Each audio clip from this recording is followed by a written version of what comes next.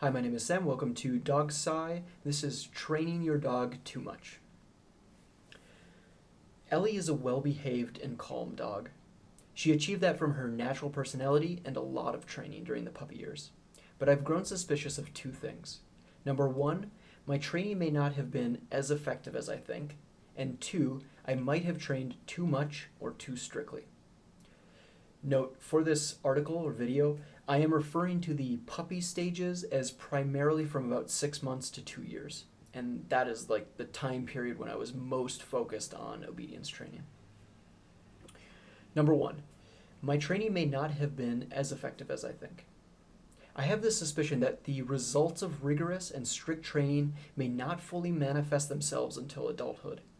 Another way to think of it is that puppies may act in a way that doesn't necessarily indicate their future obedience, even though your training is actually working. The reason is because puppies, like children, are more spontaneous, unpredictable, energetic, and driven by their emotions. Your training may be constructing a well-behaved adult dog, but it won't be fully realized until they've grown into their adult mind. The problem is that if you don't know this, you may overcompensate and train even harder because you've developed increasingly high expectations for how your growing puppy should behave. But expecting that level of consistency in a young puppy will only result in frequent disappointment as they express their high levels of energy in ways that you consider bad behavior. Number two, I might have trained too much or too strictly. Due to the misaligned expectations from above, I found myself training extra hard and setting strict ground rules to try and force this expressive young dog into complying with my expectations. The result being that I may have suppressed Ellie's natural personality. Instead of a more carefree dog, I have a dog that is always looking to me for commands, always slightly on alert, almost too calm and obedient at times. I should have been less serious and more accepting of failure. I should have let things go and moved on to train another time.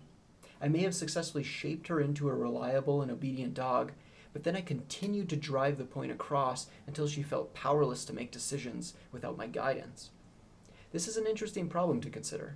How do our unique personalities and flaws influence our training? How does that inadvertently affect our dogs? How much of it is misaligned with what we're trying to actually achieve? There are many other factors to consider as well. As a new dog owner, I was very excited to test my hand at training, and as a result, I focused far more on training than play.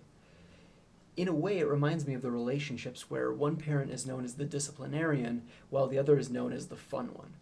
Both are important, but it changes how your child sees you.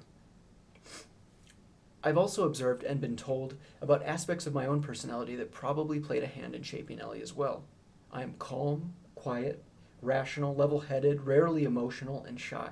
All those traits undoubtedly passed on to Ellie, who has spent 99.9% of her life with me.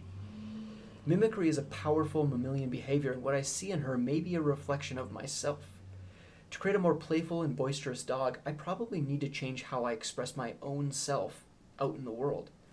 Another facet of my personality is that I'm highly observant. I've watched Ellie closely her whole life in an effort to shape her behavior and keep her safe. But that level of scrutiny may have reinforced a somewhat paranoid dog. Imagine being studied by a powerful, seemingly omnipotent figure your entire life. I'd imagine that could intensely change how you behave and express yourself. Obviously, I don't know if these things are true, but I have internalized this lesson as something to carry over to my next dog. In the meantime, Ellie leads a great life, with an owner that is focused on her well-being and happiness. But I am a highly critical person and rarely satisfied with the status quo. I can see paths forward that lead towards improvement and perfection, but I could do with a lesson in accepting failure and relaxing the rules, especially when the target of that focus is unable to share an opinion or vote on the measures. Thanks for listening.